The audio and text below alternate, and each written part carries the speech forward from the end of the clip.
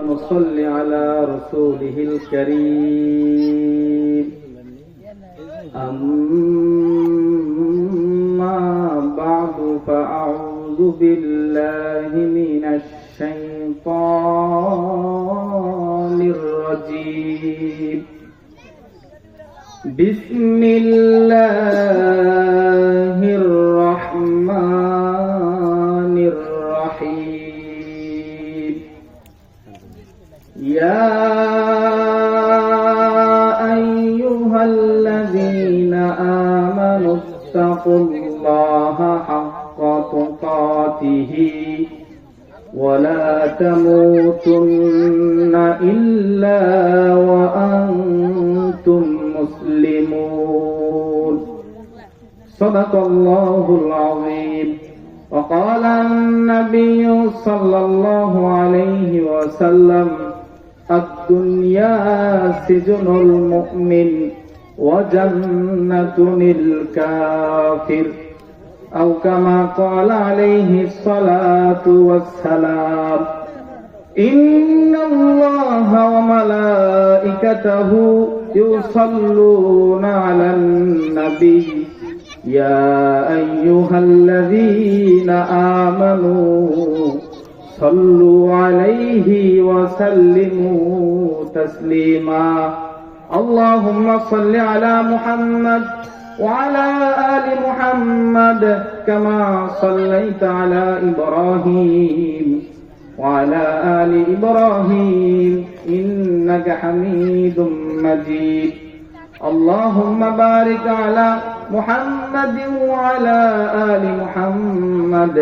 كما باركت على إبراهيم وعلى آل إبراهيم إنك حميد مجيد হে খোদা তুমি পরওয়ার হে খোদা তুমি পরওয়ার স্রষ্টা তুমি এ নিখিল ধরায় স্রষ্টা তুমি এ নিখিল ধরায় কি অপূর্ব তোমার সৃষ্টি ফিরাতে পারি না কো দৃষ্টি কি অপূর্ব তোমার সৃষ্টি ফিরাতে পারি না কো দৃষ্টি সিজদায় লুটিটাই চরণে তোমার সিজদায় লুটিটাই চরণে তোমার স্রষ্টা তুমি এ নিখিল ধরায় স্রষ্টা তুমি এ নিখিল ধরায়। আলহামদুলিল্লাহ, সমস্ত প্রশংসা আল্লাহ তাআলার জন্য যে রব্বে কারীম আমাদেরকে সুস্থ রেখে সুস্থ অবস্থায় জান্নাতি বাগানে আসার বসার যে আল্লাহ পাক সুযোগ তৌফিক দান করলেন, আমরা দিল থেকে শুকরিয়া আদায় করি, সকলে বলি আলহামদুলিল্লাহ। আমরা যেভাবে শুকরিয়া আদায় করলাম মনে হয় আল্লাহর প্রতি আমরা নারাজ। আমরা কি আল্লাহর প্রতি নারাজ নাকি? নারাজ। আল্লাহর শুকরিয়া সারা জীবন যদি কেউ গায় তারপর আল্লাহ তাআলার শুকরিয়া আদায় করে শেষ করতে পারবে? পারবে নাকি? পারবে না।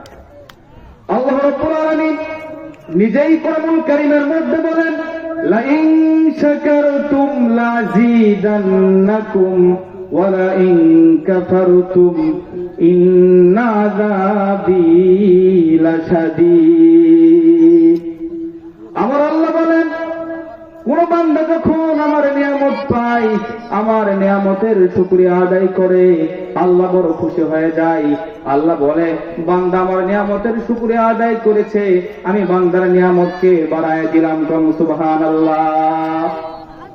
আর যে বান্দা আল্লাহ পাকের শুকরিয়া আল্লাহ পাকের নিয়ামত ভক্ষণ করেন কিন্তু আল্লাহ পাকের শুকরিয়া আদায় করে না, আল্লাহ পাক ওই বান্দার নিয়ামতকে চিনে নাই। বলেন নাউযুবিল্লাহ। আল্লাহ পাকের শুকরিয়া আদায় করার দরকার আছে না নাই? আর একটু জোরে বলেন, দরকার আছে না নাই? আল্লাহর শুকরিয়া কেমন করে আদায় করবেন? আপনারা সকলে নাম শুনেছেন হযরতে মূসা আলাইহিস সালাতু ওয়াস সালাম। আপনারা নাম শুনেছেন হযরতে মূসা আলাইহিস সালাতু ওয়াস সালাম তুর পাহাড়ে আল্লাহ তাআলার সাথে সাক্ষাৎ করার জন্য যাইতেন, কথা বলার জন্য যাইতেন।